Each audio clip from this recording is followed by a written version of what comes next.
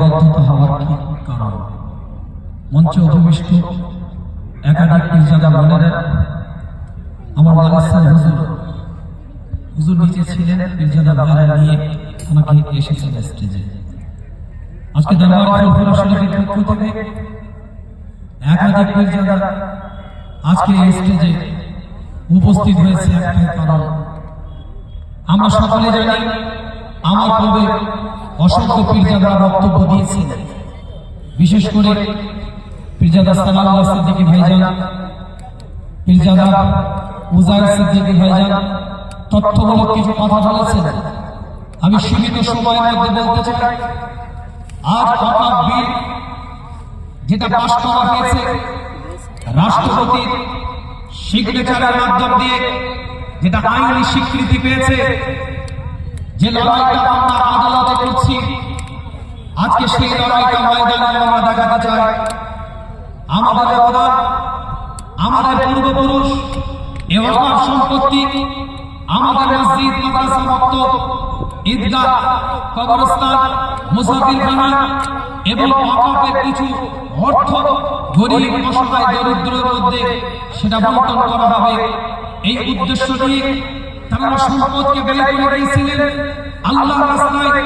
আল্লাহ কোরআনের মধ্যে বলছেন, লান তানালুল বিররা হাত্তা তুনফিকু মিম্মা তুহিব্বুন, অতক্ষণ পর্যন্ত তোমরা আল্লাহর প্রিয় হতে পারবে না যতক্ষণ পর্যন্ত তোমাদের প্রিয়তম জিনিসটাকে আল্লাহর রাস্তায় কিছু ব্যয় না করো। তাই আমাদের পূর্বপুরুষ সে ওয়াকফ সম্পত্তি আল্লাহর রাস্তায় ব্যয় করে দিয়ে গিয়েছেন। আজ আমাদের লড়াই, মনে রাখবেন, শুধুমাত্র ওয়াকফ আইনি স্বীকৃতি যেটা পেয়েছে এই বিলের বিরুদ্ধে লড়াই নয়। এই বিল সংবিধান বিরোধী বিল। এই বিল সংবিধানের আর্টিকেল 14 এবং আর্টিকেল 25 থেকে আর্টিকেল 29 কে ভাইলেন্স করেছে।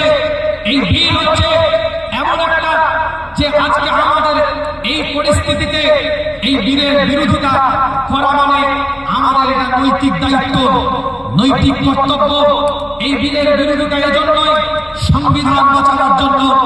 সংবিধান বাঁচানোর দায়িত্ব কোন শুধুমাত্র একটা জাত, একটা ধর্ম, একটা সম্প্রদায় নয়, সংবিধান বাঁচানোর দায়িত্ব প্রত্যেকটা নাগরিকের। তাই আজকে মেম্বার অফ পার্লামেন্টে সেটাই নজির তৈরি করে মোট 288 জন ওয়াকফ বিলের পক্ষে ভোট দিয়েছে, আর 232 জন ওয়াকফ বিলের বিপক্ষে ভোট দিয়েছে। তার মধ্যে 40 জন মুসলিম, 192 জন অমুসলিম। সেই জায়গায় প্রমাণ করেছে জাতির স্বার্থে, কওমের স্বার্থে, সমাজের স্বার্থে, মানুষের স্বার্থে, ভারতের নাগরিকের স্বার্থে তাদের লড়াই। সেই লড়াই সেখানে তারা দেখিয়েছে। 192 জন অমুসলিম, অন্য স্বজাতির মানুষ, তারা ওয়াকফ বিলের বিরুদ্ধে ভোট দিয়েছে। আজ এই লড়াই শুধুমাত্র আমাদের মুসলমানের লড়াই নয়, এটা ভারতের নাগরিকের লড়াই। সেই লড়াইকে আজকে আমাদেরকে আগিয়ে নিয়ে যেতে হবে। মনে রাখবেন, অনেকে বলছেন যে এই ওয়াকফ বিল আমাদের ভালোর জন্য করেছে, কিন্তু একটা জিনিস মাথায় রাখবেন, আমরা ভাববো কি করে তারা আমাদের ভালোর জন্য করেছেন?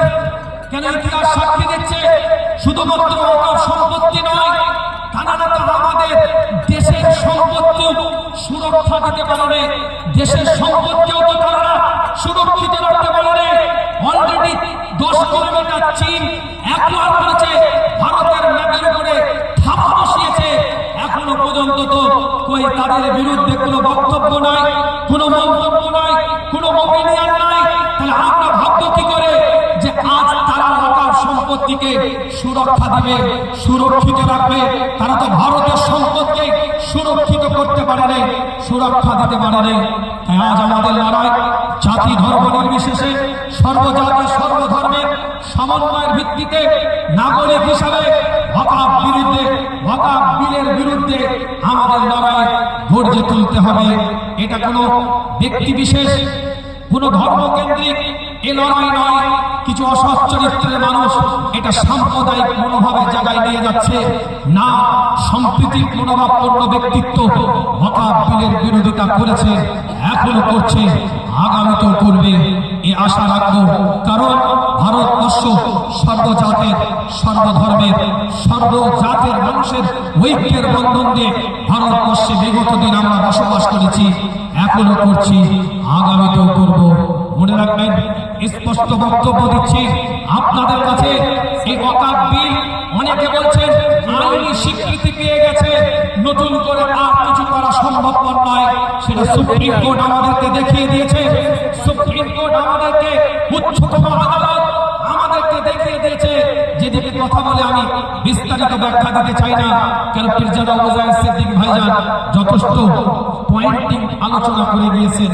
আমি এটাই বলবো আপনাদেরকে, শেষ কথা একটাই, যে যারা বলছেন, যারা মনে করছেন সোশ্যাল মিডিয়া, ইন্টারনেট, ইউটিউব, ফেসবুকের মাধ্যম দিয়ে যে না, এ বিল আর প্রত্যাহার করা যাবে না, এ বিলের বিরুদ্ধে আর কথা বলা যাবে না, যারা এই কথা বলছেন যে এটা আইনি স্বীকৃতি পেয়ে গেছে, মনে রাখবেন দেশের উচ্চতম আদালত আছে, সেই আদালতের দ্বারস্থ আমরা হয়েছি। আর একটা বিষয় আপনাদের মনে রাখতে হবে, আমরা দিল্লির বুকে আদালতে আইনি লড়াই করব, আর ভারতবর্ষের বুক থেকে কোনায় কোনায় থেকে, ভারতের ভিন্ন ভিন্ন রাজ্য থেকে কোনায় কোনায় থেকে আমরা আন্দোলনের গণ রূপরেখা তৈরি করব।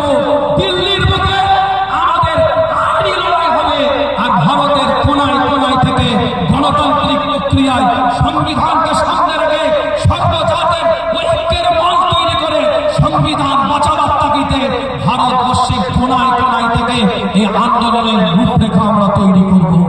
আর একটা বিষয় আমাদের স্পষ্ট মনে রাখতে হবে, যদি আমাদের 2% পাঞ্জাবি একটা রাজ্য থেকে কৃষি বিল প্রত্যাহার করার জন্য গণ আন্দোলনের মুখ তৈরি করে তারা যদি সরকারকে কৃষি বিল প্রত্যাহার করাতে বাধ্য করতে পারে, 19 নভেম্বর 2021 সালে যদি ব্রিটিশ শাসিত ভারতবর্ষের, যে ভারতবর্ষের বুকে তারা শুধুমাত্র শোষণ করে গেছে, কোনো সামাজিকতা ছিল না, কোনো মানবিকতা ছিল না, কোনো মনুষ্যত্ববোধ ছিল না, ভারতের মানুষকে তারা একটা বেড়াজালের মধ্যে নিয়ে এসে তারা শোষণ করে গেছে। ভারতবর্ষের মানুষের উপরে 190 বছরের ব্রিটিশ শাসন ব্যবস্থায় 1930 সালে যদি লবণ আইন গণ আন্দোলনের মাধ্যম দিয়ে ব্রিটিশ সরকারকে প্রত্যাহার করতে বাধ্য হয়, আমরাও জাতি, ধর্ম, বর্ণ নির্বিশেষে দলবদ্ধতার সাথে আমরাও পারব। ওয়াকফ বিলের নতুন যে আইনি স্বীকৃতি দেওয়ার প্রচেষ্টা চলছে, আইনি স্বীকৃতি দেওয়া হয়েছে, সেটার বিরোধিতা আমরা গণতান্ত্রিক প্রক্রিয়ায় সাংবিধানিকভাবে লড়াইয়ের মাধ্যম দিয়ে রাজ্য থেকে কেন্দ্র সরকারকে আমরা সেই বিল প্রত্যাহার করাতে বাধ্য করতে পারি। এর জন্য ইউনিটির দরকার, একতার দরকার, আর ইউনিটিটা ভারতের নাগরিকের মধ্যে ঐক্য, একতা, ভ্রাতৃত্ব, সম্প্রীতির মাধ্যম দিয়ে আমাদেরকে গড়ে তুলতে হবে। অপ্রীতিকর বিভিন্ন জায়গায় বিভিন্ন ঘটনা ঘটছে, আমরা বিভিন্ন দূর দারাজ থেকে লোক আনার প্রচেষ্টা করিনি, আমরা কিছু মানুষকে খবর দিয়ে মেসেজটা, বার্তাটা সমাজের বুকে সোশ্যাল মিডিয়ার মধ্যে দিয়ে আমরা মানুষের কাছে পৌঁছাবার চেষ্টা করেছি। আল্লাহ আমাদের সকলকে দলবদ্ধতার সাথে, ঐক্যবদ্ধতার সাথে একটা প্ল্যাটফর্মে দাঁড়িয়ে সমাজের বুকে গণতান্ত্রিক প্রক্রিয়ায় সংবিধান বাঁচাবার লড়াই, সংবিধান বাঁচাবার তাগিদে আগিয়ে আসতে হবে। আর একটা কথা বলি, বর্তমান রাজ্যের মাননীয়কে আমাদের পক্ষ থেকে একটা মেসেজ, আপনি আপনার জায়গা থেকে দাঁড়িয়ে, যেহেতু আপনি ওয়াকফ বিলের বিপক্ষে, সেই জন্য আপনার কাছে আমার অনুরোধ, আমাদের অনুরোধ, আপনি রাজ্য থেকে, আপনি ব্যক্তিগতভাবে আপনি একটা সুপ্রিম কোর্টে মামলা করেন, আপনার যত এমপি আছে সকলকে দিয়ে আপনি একটা মামলা করান, এবং তার সাথে সাথে রাজ্যের বুকে একটা আপনি রেজুলেশন করেন যে এই রাজ্যে ওয়াকফ বিল বাস্তবায়ন করা হবে না। এটা আমাদের পক্ষ থেকে আপনার কাছে, আপনি আমাদের অভিভাবিকা, আপনি মাননীয় রাজ্যে, আপনি সিএম, আপনি এটা করুন, যেহেতু আপনি নিজেও এই বিলের বিপক্ষে এবং আপনার এমপিরাও এই বিলের বিপক্ষে ভোট দিয়েছে। এটাই আপনার কাছে আমাদের আমার ব্যক্তিগতভাবে আপনার কাছে পীরজাদাদের পক্ষ থেকে আমাদের অনুরোধ। ওয়া আখিরু দাওয়ানা আলহামদুলিল্লাহি রাব্বিল আলামিন। আসসালামু আলাইকুম ওয়া রাহমাতুল্লাহি ওয়া বারাকাতুহু।